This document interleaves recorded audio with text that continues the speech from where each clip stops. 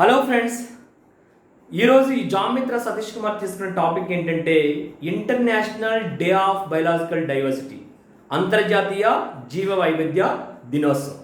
ఈ డేని ఎందుకు సెలబ్రేట్ చేస్తున్నారు, ఎవరు సెలబ్రేట్ చేస్తున్నారు, ఎప్పటి నుంచి సెలబ్రేట్ చేస్తున్నారు, అది చెప్పడానికి ముందు ఎప్పటిలాగానే మన ఛానల్ సబ్స్క్రైబ్ చేయండి, షేర్ చేయండి, లైక్ చేయండి. ఫ్రెండ్స్, మే 22న ప్రతి సంవత్సరం మనకి ఇంటర్నేషనల్ డే ఆఫ్ బయలాజికల్ డైవర్సిటీని సెలబ్రేట్ చేస్తున్నారు. అదేవిధంగా ఆ సందర్భంగా ఒక థీమ్ కూడా తీసుకుంటున్నారు. ఈ సంవత్సరం తీసుకున్న థీమ్ ఏంటంటే ప్రకృతి సమస్యల పరిష్కారంలో మేము భాగస్వాములమే, you are part of the solution అని చెప్పి ఒక థీమ్తో ఈ 2021 సంవత్సరానికి ఈ ఇంటర్నేషనల్ డే ఫర్ బయలాజికల్ డైవర్సిటీని సెలబ్రేట్ చేస్తున్నారు. అయితే ఈ డేని ఎప్పటి నుంచి సెలబ్రేట్ చేస్తున్నారంటే 1993 నుంచి సెలబ్రేట్ చేస్తున్నారు. అయితే దాని గురించి చెప్పడానికి ముందు ఇక్కడ ఐన్స్టీన్ మహాశయుడు చెప్పినటువంటి మాటలు ఏవైతుందో అవి ఒకసారి గుర్తు చేసుకుందాం. అసలు జీవ వైవిధ్యం అంటే ఏంటి, జీవుల మధ్య వైవిధ్యం. ఇక్కడ ఐన్స్టీన్ మహాశయుడు ఏం చెప్తారంటే తేనెటీగల సంతతి ఎప్పుడైతే అంతరించిపోతుందో అది జరిగిన 4 సంవత్సరాల తర్వాత మానవ జాతి కనుమరుగైపోతుంది. దానికి బలమైన కారణం ఏంటంటే జీవుల మధ్య వైవిధ్యం అనేది పెరిగి పూర్తిగా కనుమరుగవడమే. కాబట్టి దాన్ని పరిరక్షించవలసిన బాధ్యత ఈ మానవాళిపై ఉందని చెప్పి ఐన్స్టీన్ మహాశయుడు ఎప్పుడో చెప్పడం జరిగింది. మనందరికీ తెలుసు టెంపరేచర్, గ్లోబల్ వార్మింగ్ విపరీతంగా పెరిగిపోతుంది. సో అదేవిధంగా అడవుల దహనం జరిగిపోతుంది. సో దాంతోపాటుగా మనకి జనాభా పెరిగిపోతుంది. రసాయన ఎరువులు అనేవి మనకి వ్యవసాయంలో విపరీతంగా వాడుతున్నాం. సో ఆ పట్టణీకరణ జరుగుతుంది, భారీ ప్రాజెక్టు నిర్మాణం జరుగుతుంది. వీటన్నిటి వల్ల కూడా జీవ వైవిధ్యం అనేది పూర్తిగా నాశనం అయిపోతుంది, పూర్తిగా సర్వనాశనం అయిపోవడం జరుగుతుంది. దానికి కారణం ఎవరో కాదు, మనిషి అని చెప్పి ఈ సందర్భంగా మనందరికీ గుర్తు చేసుకోవాల్సిన అవసరం ఉంది.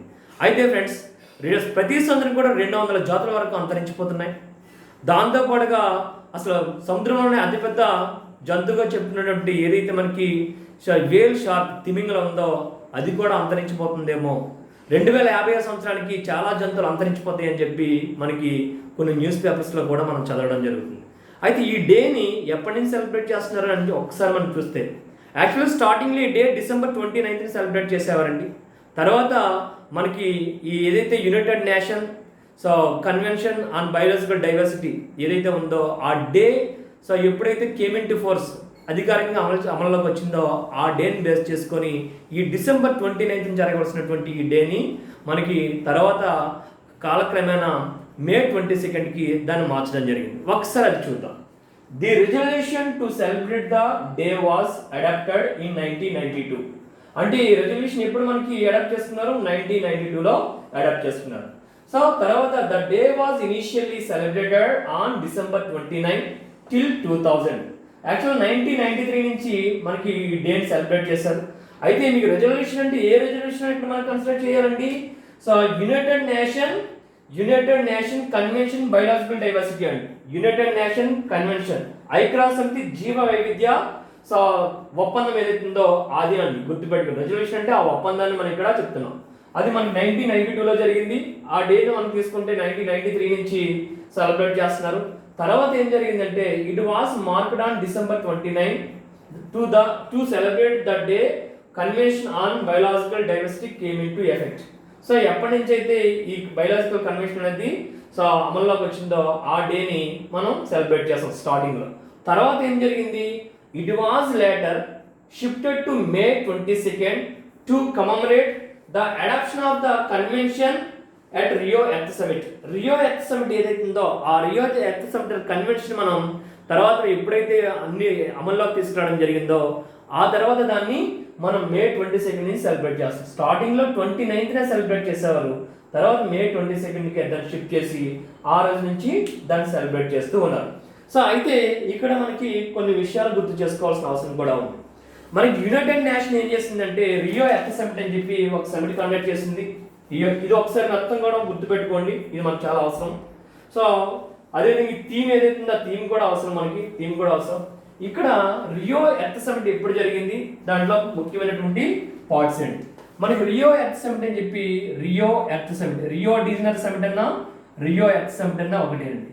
సో ఈ రియో ఎర్త్ సమిట్లో రియో సమిట్ ఏదైతుందో ఈ సమిట్లో ఇది 1992లో జరిగింది, రియోలో జరిగింది, రియో డిజైనర్లో జరిగిందండి ఇది. సో ఇందులో 3 రెజల్యూషన్ తీసుకొచ్చింది, 3 కన్వెన్షన్ తీసుకొచ్చారు. ఏంటి ఆ 3 కన్వెన్షన్ అంటే యుఎన్ఎఫ్సిసిసి ఒకటి, యుఎన్సిబిడి ఒకటి, యుఎన్సిసిడి ఒకటి, యుఎన్సిసిడి ఒకటి. ఈ రెండింటికి నేను చెప్పట్లేదు, ఈ తర్వాత మరొక సందర్భంలో నేను చెప్తాను.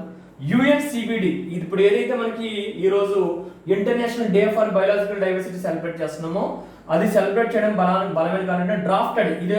సో పూర్తిగా డ్రాఫ్టింగ్ జరిగింది ఎప్పుడంటే 1993 22 మే. అందుకోసం ఈ డేని ఇక్కడ సెలబ్రేట్ చేస్తున్నారు.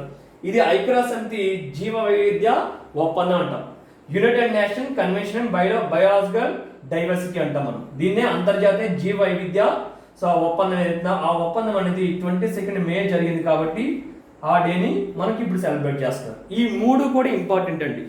ఏంటి? UNFCCC, యుఎన్సిబిడి, UNCCD. సో ఈ రెండింటిని నేను ప్రస్తావించట్లేదు, తర్వాత మరొక సందర్భంలో ఇదంతా కూడా నేను చెప్తానండి. ఇక్కడ UNCBD United Nation Convention Biological Diversity. So ఆ ఒప్పందం అనేది 22 మే 1993లో జరిగింది కాబట్టి అందుకోసం స్టార్టింగ్ లో మనకి డిసెంబర్ 29 సెలబ్రేట్ చేస్తాం, తర్వాత 22 మే సెలబ్రేట్ చేయడానికి రీజన్ ఇదండి. అదేవిధంగా ఐక్యరాజ్య సమితి ఇక్కడ మనం తీసుకుంటే యుఎన్ఓ తీసుకుంటే 2020 సంవత్సరం 2011 నుంచి 2020 ఏదైతే ఉందో 2011 నుంచి 2020 ఏదైతే ఉందో దీన్ని ఏ దశాబ్దంగా డిక్లేర్ చేస్తుందంటే యుఎన్ డికేడ్ ఆన్ డైవర్సిటీగా డిక్లేర్ చేస్తుంది. అంటే దాన్ని మనం ఏం చెప్తాం తెలుగులో ఐక్యరాజ్య సమితి జీవ వైవిధ్య దశాబ్దంగా డిక్లేర్ చేశారు. ఇది చాలా ఇంపార్టెంట్ అండి. 2021, 2011, 2020 నుంచి మనం తీసుకుంటే ఈ దశాబ్దాన్ని ఐక్యరాజ్య సమితి జీవ వైవిధ్య దశాబ్దంగా డిక్లేర్ చేసింది. సో ఇది కూడా మనకి ఇక్కడ చాలా ఇంపార్టెంట్. సో అది మనకి ఈ international day for biological diversity celebrate చేయడానికి బలమైనటువంటి కారణం అండి. స్టార్టింగ్ లో 29 డిసెంబర్ సెలబ్రేట్ చేశారు, తర్వాత దాన్ని మళ్ళా ఆ డ్రాఫ్టింగ్ జరిగినటువంటి డే ఏదైతుందో ఆ డేని మళ్ళీ అధికారికంగా అమల్లోకి తీసుకోవడం జరిగింది. కాబట్టి డిసెంబర్ 29 నుంచి 29 డిసెంబర్ సెలబ్రేట్ చేసిన ఈ డేని మనం ఎప్పుడైతే మళ్ళీ దీని ఏ విధంగా మార్చారంటే 22 మేకి మార్చడం జరిగింది. సో ఇది అయితే ఇక్కడ జీవ వైవిధ్య సదస్సు అది మన ప్రతి సంవత్సరం కూడా యుఎన్సిబిడి సదస్సు అనేది జరుగుతుందండి. So COP12 conference of parties. So ఇందాక చెప్పినట్టు 3 ఏవైతుందో ప్రతి 3కి కూడా COP వాడతామండి. కాకపోతే ఇక్కడ యుఎన్సిబిడి సదస్సు ఇది 2 సంవత్సరాలకు ఒకసారి జరుగుతుంది, 2 ఇయర్స్కి ఒకసారి జరుగుతుంది. సో COP12 అనేది 2012లో మనకి ఎక్కడ జరిగిందంటే 2012లో హైదరాబాద్లో జరిగింది. ఇప్పుడు COP15 సదస్సు జరుగుతుంది. ఎక్కడ జరుగుతుంది ఈ సదస్సు అనేది? సో చైనాలోని కున్మింగ్ అనే ప్లేస్లో జరుగుతుంది. చైనాలో కున్మింగ్ అనే ప్లేస్లో ఈ కాన్ఫరెన్స్ ఆఫ్ పార్టీస్ 15 సదస్సు అనేది చైనాలో జరుగుతుంది. ఎక్కడ ప్లేస్ ఎగ్జాక్ట్గా?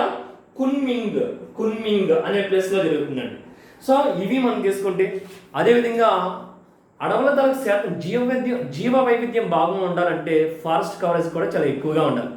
మనకి ఫారెస్ట్ కవరేజ్ ఎంత పర్సెంటేజ్ ఉండాలి? యాక్చువల్గా అంతర్జాతీయ ఒప్పందం ప్రకారం మనకి ఫారెస్ట్ కవరేజ్ ఎంత పర్సెంటేజ్ అంటే టోటల్ భూభాగంలో 33% ఉండాలి. అది దేశమైనా ప్రపంచమైనా ఎక్కడైనా సరే.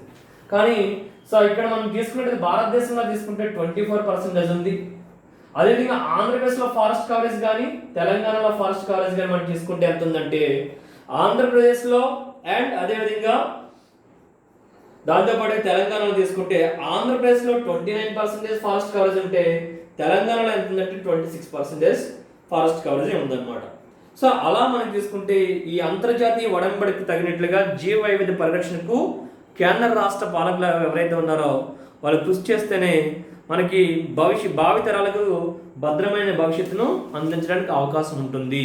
కాబట్టి ఫర్ ఎగ్జాంపుల్ మనం చూడండి, రాబందులు అంతరించిపోవడం వల్ల ఏవైతే మనకి ఎనిమల్స్ చనిపోతున్నాయో చనిపోయిన తర్వాత వాటిని తినడానికి సరైనటువంటి జంతువులు లేకపోవడం, బర్డ్స్ లేకపోవడం వల్ల కొత్త వ్యాధులు పుట్టడానికి కూడా మనకి అవకాశం కలిగింది. సో ఇటువంటి జీవ వైవిధ్యం బ్యాలెన్స్ ఏదైతుందో తప్పకుండా భావితరాలకు అదేవిధంగా మనకి ఖచ్చితంగా ఈ ఎనిమల్స్ని బర్డ్స్ని రక్షించవలసిన బాధ్యత మనందరి భుజాలపైన ఉంది. అది ఫ్రెండ్స్, మన ఛానల్ సబ్స్క్రైబ్ చేయండి, షేర్ చేయండి, లైక్ చేయండి. అదేవిధంగా మన ఛానల్ ద్వారా ఇప్పుడు మీకు చెప్పిన రియో సమిట్ ఏదైతుందో అందులో 3 అగ్రిమెంట్స్ ఏవైతే ఉన్నాయో ఆ 3 కూడా నేను తర్వాత క్లాస్లో మళ్ళీ మీకు అప్డేట్ చేస్తాను. Thank you friends, thank you very much.